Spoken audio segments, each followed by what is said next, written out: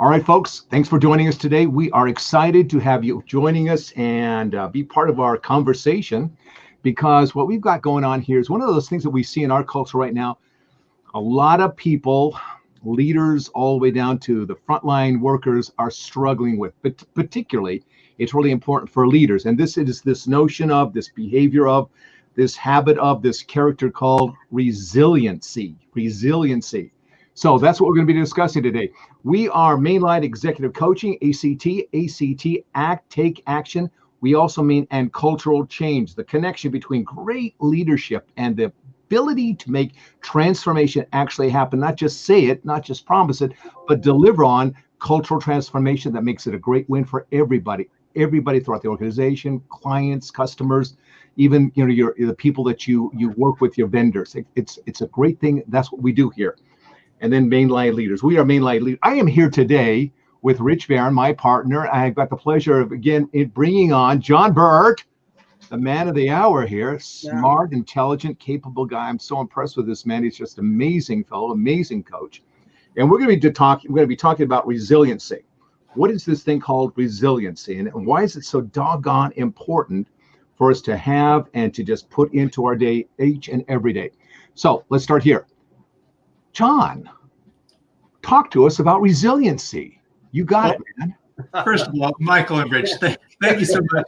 Thanks for the build-up, and thanks for having me back. It's always great to talk to you guys about leadership topics, and resiliency is one of those core, if you will, characteristics, capabilities, competencies that leaders need to have, because no matter how well you plan things, no matter how well you try to execute things, or how brilliant all of your thought process and your assumptions are, things will go wrong along the way. And you need to be able to bounce. You need to be able to bounce back. You need to be able to keep going. You need to be able to pivot and not collapse or implode every time there's a block in your path or something doesn't quite go your way. So I think resiliency is important. It is. You're absolutely right. This ability, again, to bounce back, to rebound, is really what that is about, rebound. Okay, great thoughts, great opening thoughts. Rich, what about you? What's your take on resiliency? John hit it on the head. There are going to be times in your career that you're just going to want to, put your head in the sand and wish it all go away. But honestly, it's going to be tough. There's going to be some tough times, and it takes that digging down deep. And grit, I'll let you talk about that, Michael, but as grit as you say, to really dig in and go that extra mile. And it's the leadership of organizations that can show resiliency, that make their organizations resilient to these times when there's change. And look at COVID, look at 2020. How many companies struggled through this time, and the ones that really are coming out the other side are the ones that really have some resiliency behind them. Yeah, it's very true. I think that if you take a look at the dynamics of resiliency, I think that optimism is the mother of resiliency.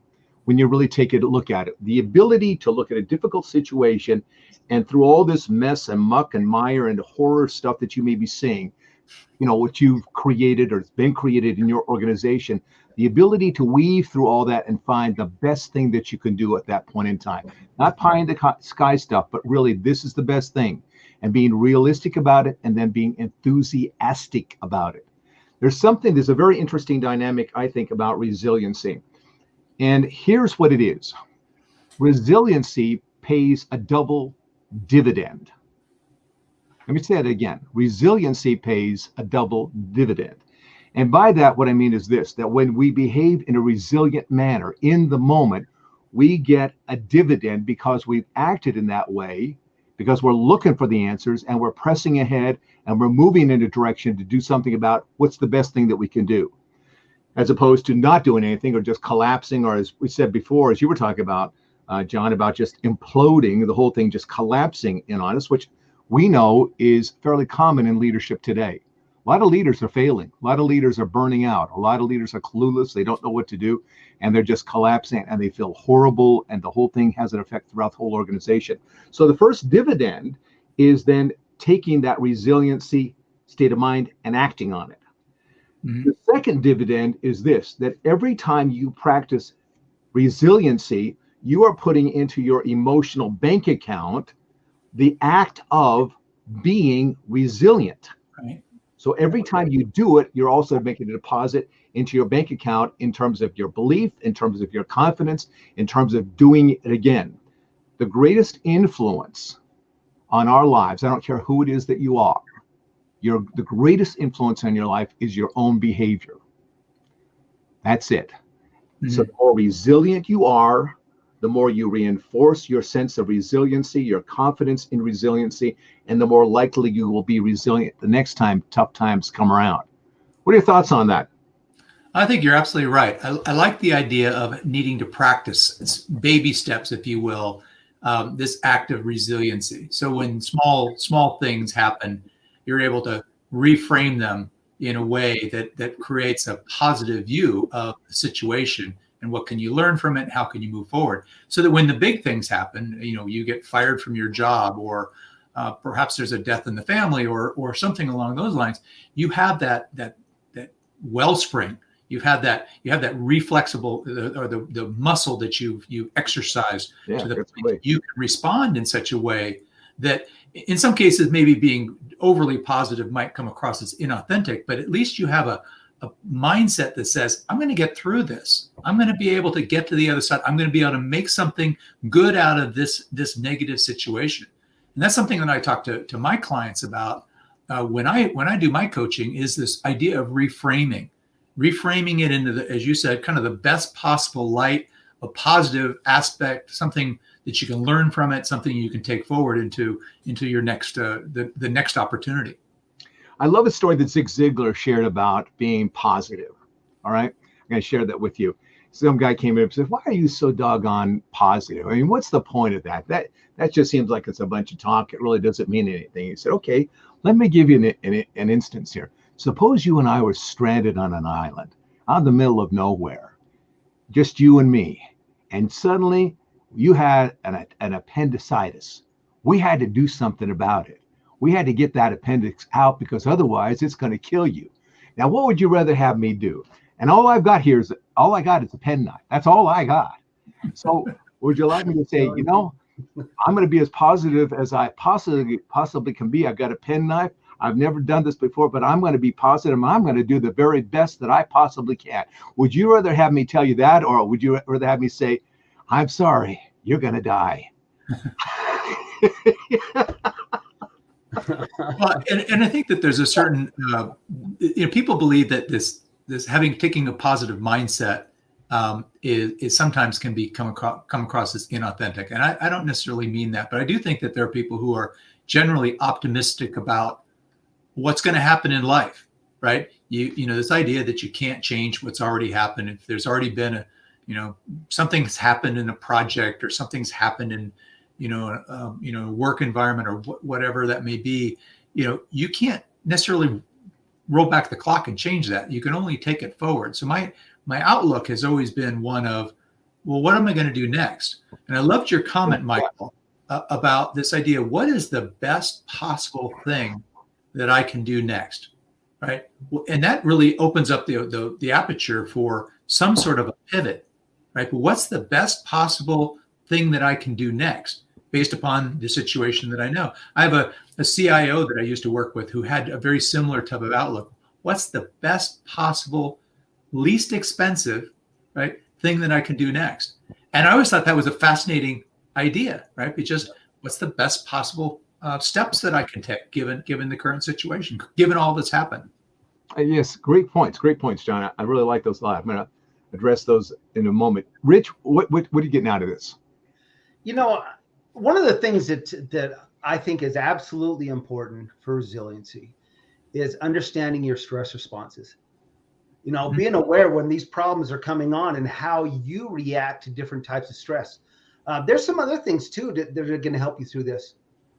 Being physically capable. Do you have that kind of energy to get you through these tough times? Mentally capable, and it's more than just talking to the head, it's talking to the heart. You got to talk to the heart as well. We can do this. And a lot of times really sitting back, taking a deep breath, taking a breather, and looking at the whole picture is really part of what gets you We've through. got a tool that we offer people who want to come and are considering working with us that addresses the very thing you're talking about, Rich, and that is the stress points, the stressors, Yep. and to know what those stress points are. And that tool is the MLEI. Yep. Just delve a little bit into that about what that does, and then, talk a little bit about where it looks for and can find those stresses that can, torpedo you if you're not aware of them. You don't know how to deal with them. Well, it's the MLEI is a Matone Leadership Enneagram Inventory. And it is designed specifically to look at your leadership traits and what your strengths are, where your potential derailers are if you're under stress and duress, and help you get on the path, or it helps you determine a path, if you will, that you need to go on to help develop these strengths that you do have. Now, there's over 12,000 global leaders in this database, 500 global CEOs, including Steve Jobs, who all took it upon themselves to take this assessment, look at the results, and open themselves up to understanding this is the direction. If I want to continue to become an exceptional leader, this is the path I can take. It really deals with who you are on the inside. The part of you that nobody sees, your beliefs, your values, your core, that really drives what everybody on the outside sees. Your communication skills, your team leadership skills, all those things that we see on the outside that may end up in a performance review or what your peers see you as. But really, it starts on the inside, and that's what this assessment is designed to do, to get down deep and help you see where your strengths are, where your gaps are, and what your potential derailing characteristics could be that could create these stress levels that would result in the inability to be resilient. When you're talking about that, it strikes me that what we're really addressing here as executive coaches is helping those leaders develop another level of confidence in themselves. That I have the confidence to lead. I also have the confidence to look at the stuff that I do in my performance that is not so great, that may be a derailer, that may be holding me back. I've got the confidence that I can take that on. Now, that puts you as a leader in a very interesting position. And let's discuss that just for a moment here. You can motivate people kind of with the carrot and stick kind of thing. So those are all kind of outside kinds of motivators, right? But there's another kind of motivation or inspiration that you as leaders can bring to your team. And that is this notion of your people know you, they've worked with you. The question is, do they like you? Is there a sense of attraction to you as a leader? So this likability factor is actually pretty important, because likability then leads to a kind of connection, and it also leads to a sense of loyalty. Now, with that likability factor, what can you do to encourage that even more? I'm going to tell you one of the things that you can do, and this goes back to what you were talking about, John, is this: be in a good mood. Just learn how to be in a good mood pretty much all the time. How can you be in a good mood? Nobody likes to be around people that are having a bad mood. But if you're around people that are in a good mood, it makes you feel relaxed, because they're relaxed and they're confident also. And so when you have that kind of relationship of where you're relaxed, you're in a good mood, people around you are in a good mood, that opens up the conversation so that you can ask good questions. What's going on here? What's working for you? What's not working for you? How can I help you? What can we do better to do that kind of stuff? And so there's a fertile ground for resiliency, because we've got that. We're plowing that up. We're making that real rich loam happen here for us. And the other thing is this: when you do that, look at some of the payoffs. Because you're in this good mood, you're leading, you're confident about yourself, that's coming across to your people. They're feeling good, they're feeling relaxed, they're feeling that sense of connection. What you do is you create great experiences. Those great experiences become part of your ability to tell great stories. And your ability to tell great stories out of your own experience then inspires other people to step it up and become resilient also. There's a whole thing that's going on here. Just because you decided to be resilient and to act with resiliency. There's huge payoffs on that. Let's kind of wrap this up here. John, what's your takeaway out of what it is that we've been talking about here today? Well, I think that this optimism is a key element. I also think that what Rich had mentioned earlier, I think is key as well.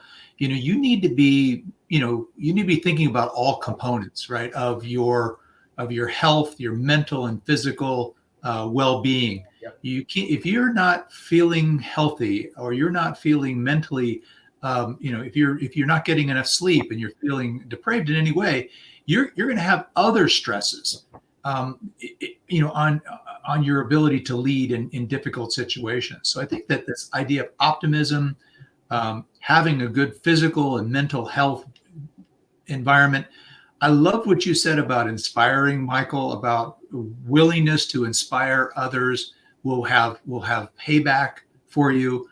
It helps build resilience. I do think that storytelling, you younger employees, people who are looking to you as a leader, if you can tell stories that indicate and show that you've been through some of these tough times and hey, you're still standing, you're still making it happen, and you still have a positive attitude about that, I think that's infectious with people. I think that people want to follow somebody that they feel has gone through, has basically gone through the battle and survived, and they have confidence in them, and they're still positive and they're still leading. I think people like that. So that's what I try to do with my clients, is to help them to create that positive attitude, to create the level of resilience in those small steps, so that when the time comes, they're ready for it and they're able to handle it well. Excellent. Great stuff. Great words of wisdom, great advice, great insight. Thank you so much. Appreciate you. It's always great to have you here, my friend. Thank you so very much. People want to get a hold of you. What are they going to do? All right. Well, you can call me 720-235-9370. Rich has just put my email address up there. I'd love to have a chat. I'd love to go into this this topic a little bit further with you if you have challenges with regard to resilience or resilience in your team. Resilient teams need resilient leaders. Oh, thank you. Great. We got to trademark that. That's great. Thank you so much. All right, Rich, you take it home. All righty. Once again, thank you, everybody. It's always good to have John on here. He's a wealth of knowledge. He's been there, done that, been around the world, worked with tons of leaders, and with very positive outcomes. So anytime we have John on here, it's we're having that next level intelligence and leadership capability and coaching ability. John's the real deal. So thanks very much, John. Thank you. Michael, who we shouting out to tonight, though, before we go? I think we've got some friends in Asia that are watching us, and I want to say to those people, I love your work ethic.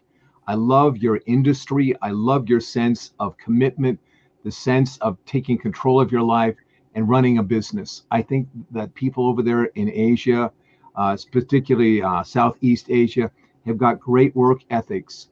And I love the fact that they are willing to work so hard and pursue those dreams tenaciously. So thank you. Thank you for your example. Thank you for watching us. And we give you our love and all the best to each and every one of you. So once again, folks, thanks for being here. Thanks for your support. And let us know if you have any comments, if you have a question, or even if you want to be a guest on a future episode. We're more than happy to talk to you about that. Reach out, go to our website, executiveleadersactilec.com. Reach out, leave us a message. And once again, thank you very much. Have a great night. Take care and be safe. All righty. All the best.